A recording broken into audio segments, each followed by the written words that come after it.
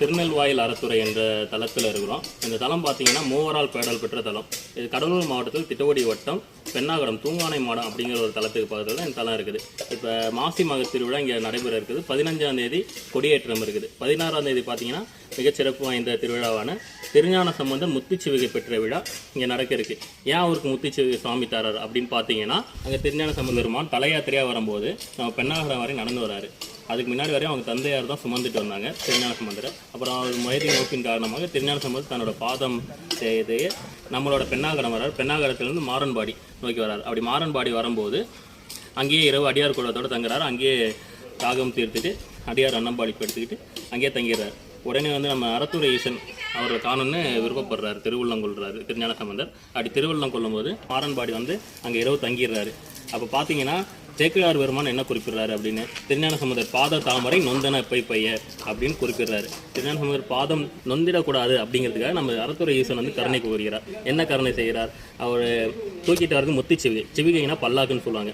முத்தால செய்யப்பட்ட பல்லாக்கு சாமி கொடுக்குறாரு. ப்ளஸ் சூரிய வெளி கூட படக்கூடாதுன்னு வெண்குடை, வெள்ளைக்குடை அந்த சூரிய ஒளி ஆற்றலாம் இழுத்துக்கிறது, ஹீட்டை கீழே காட்டாது, அந்த வெண்குடை தராரு.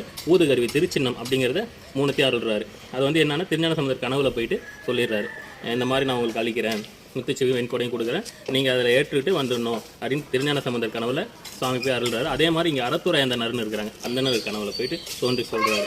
அது பெரிய புராணத்தில் குறிப்பு பார்த்தீங்கன்னா, நீடு வாழ் பதியாகும் நெல் வாயிலின் மாட மாமனை தோறும் மறையோர்க்கு கூடு கங்குள் கனவில் குளமறை தேடு சேவடி தோன்றமுன் சென்ற பின் அப்படின்னு சொல்லிட்டு ஞானசம்பந்தன் நம்பால் அணைகின்றான். திருஞான சம்பந்தன் மாறன்பாட்டிலிருந்து திருநெல்வாயில் அறத்துறை வாரத்துக்கு திருவள்ளம் கொண்டிருக்கிறார். மானமுத்தின் சிவிகை மணிக்குடை ஆன சின்னம் நம்பால் கொண்டு அருங்கலை கோன் அவன்பால் அணைந்து கொடு என அந்தனருக்கு உழைக்கிறார் அறத்துறைநாதர். உடனே டக்குன்னு அறத்துறை அந்தனர்கள் மொழிப்பந்து எழுந்து ஆலயத்தை திறந்து பார்க்குறாங்க. சுவாமி அறத்துறைநாதர் சன்னதியில் பார்த்தீங்கன்னா கனவுல உரைத்த மாதிரி திருச்சின்னம் வெண்கொடை முத்து பல்லாக்கு அப்படியே இருக்குது. அப்படி அந்த திருச்சின்ன முத்துக்கொடை அருளும் போது அறத்துறைநாதர் சன்னதி கதவு திறக்கும் போது பார்த்தீங்கன்னா அண்டர் நாடும் அறிவுறுத்த ஆர்த்தனர் அப்படின்னு பெரிய புராணத்தில் வருது. அப்படி கதவு திறக்கும் போது கைலாய வாத்தியங்களான சங்கு தந்துபி தாரை பேரி இம்முதல் பொங்கு பள்ளியை நாதம் பொழிந்தேட அங்கனன் அருளால் அவை கொண்டுவுடன் பொங்கு காதல் எதிர்கொள்ள போதுவார் அப்படின்னு கைலாய வாத்திய குறிப்புலாம் கொடுத்துருக்கிறார் பெரிய புராணன். அதனால் முக்கியமாக கைலாயவாதி அன்பர்கள் வீடியோ பார்க்குற அனைத்து கைலாயவாதி அன்பர்கள் தமிழ்நாடு ஃபுல்லாக இருக்கிறவங்க எல்லாருமே நம்ம அறத்துறை நிகழ்வு கண்டிப்பாக வரணும். ஏன்னா அந்த நிகழ்வு பெரிய புராணப்படி காலையில் 5 மணிக்கு காட்சிப்படுத்தும் போது கைலாயவாதிகளாம் இசைச்சா இன்னும் சிறப்பாக இருக்கும். ஏன்னா பெரிய புராணத்தில் நம்ம அதுபடி ஒவ்வொரு நிகழ்வாக செஞ்சிட்ருக்கோம். அதனால் கண்டிப்பாக அனைத்து அன்பர்களும் எழுந்தருளணும்.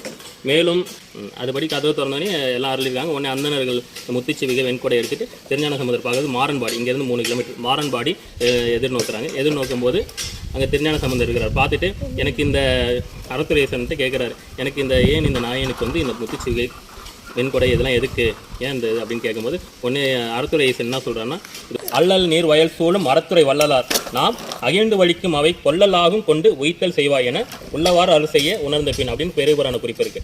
அல்லல் நீர் வயல் சூழும் அறத்துறை வள்ளலார் அவர் மகிழ்ந்து கொடுக்குறாரு திருஞான சம்பந்தருக்கு.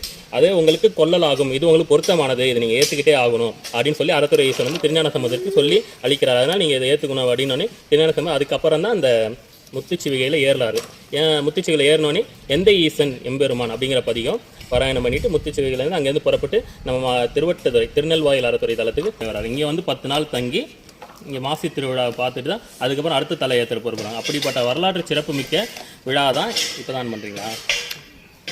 சரி, அப்படிப்பட்ட ஒரு வரலாற்று சிறப்பு மிக்க நிகழ்வு தான் இங்கே நம்ம திருநெல்வாயில் அறத்துறையில்